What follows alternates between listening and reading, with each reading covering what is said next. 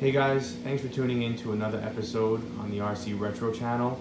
I'm here with my RC10 Championship Edition. It's one of the later models. You can tell by the black pieces on it.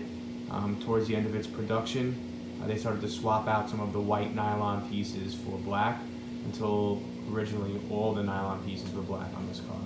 That's why this car came to be known as the Zebra. But I'm just gonna do a quick video on this and a bench test and tell you a little bit about the car. The color scheme you see here is not the box art. I was going for something a little different.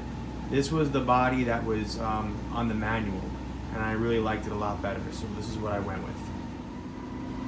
Overall, this car is in immaculate condition.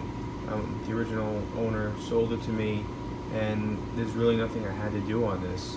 It has all the original electronics. It has a Futaba ESC in there, Futaba servo, receiver, and a Magnum Junior remote. This is very much like what I had in my Championship Edition when I was a kid. I took the gear cover off just to see what we had going on inside.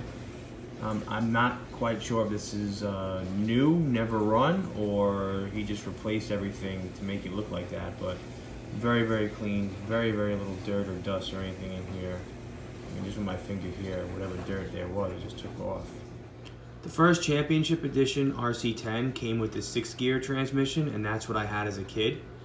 All the other different models thereafter came with the stealth transmission, which you see here. The motor is a Mr. Outlaw Reedy motor. I'm not quite sure if that's the motor that came stock with the car or if it's just something the original owner put in there. I took the motor out, and as you can see, it's really, really clean. I don't know if this was ever really used heavily. From the looks of it, I can't say that it was, but the reason why I took this motor out is because I wanted to look to see what letter was stamped on the inside.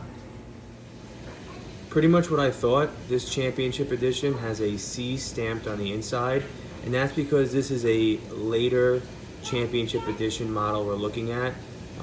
This one that's a mix of the black and the white nylon parts, and then the one that came after this, which is all black, are stamped C. So when I plugged the battery in, before I even turned the camera on, the wheels started to glitch, and the throttle as well started to glitch. So I quickly tested it, and the throttle wouldn't hit full speed, and then it would just stop and go in reverse and then go forward, and it was glitching just like the tires were glitching back and forth. Now, I had this issue in a couple of my other vintage cars, and that's just because of the interference you get from iPads, iPhones, the wireless signals, but I don't want any glitch at all. So I'm gonna have to ditch the idea of going 100% vintage on this car.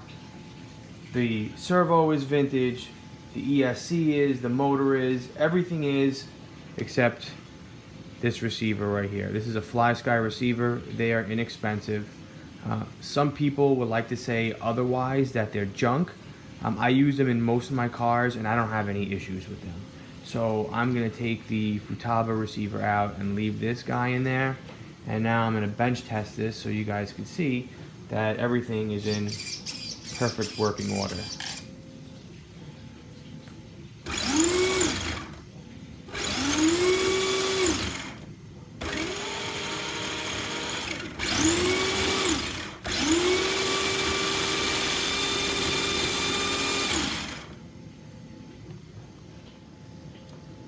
One thing I noticed right away is that the steering's a little off, so I have to adjust that. I know what you're saying, do it with the steering trim on the remote, but I did that already. And this is the furthest it goes, so I just have to adjust right here with the steering. Alright, so I adjusted the steering, and now we are aligned.